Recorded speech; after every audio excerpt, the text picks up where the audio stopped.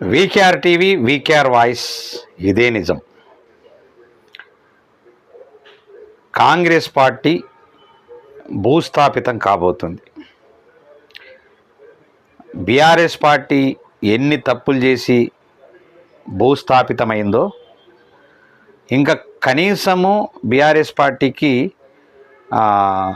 కొంచెం జీవమన్న ఉంది. ఎందుకంటే 30 మంది ఎమ్మెల్యేలు ఉండి, సరే ఒకరు కాంగ్రెస్లోకి వెళ్తున్నారు, అది సెకండ్. కానీ కాంగ్రెస్ పార్టీ మాత్రం రేవంత్ రెడ్డి భూస్థాపితం చేసి కంప్లీట్గా తను మరి బీజేపీలోకి పోతాడా, మరి ఇంకేం చేస్తాడనేటటువంటి సెకండ్. కానీ కాంగ్రెస్ పార్టీని కంప్లీట్గా నామరూపం లేకుండా తెలంగాణలో చేయడానికి సిద్ధపడుతున్నట్లు మనకు స్పష్టంగా తెలుస్తుంది. ఖచ్చితంగా అయి తీరుతుందని కూడా విశ్వాస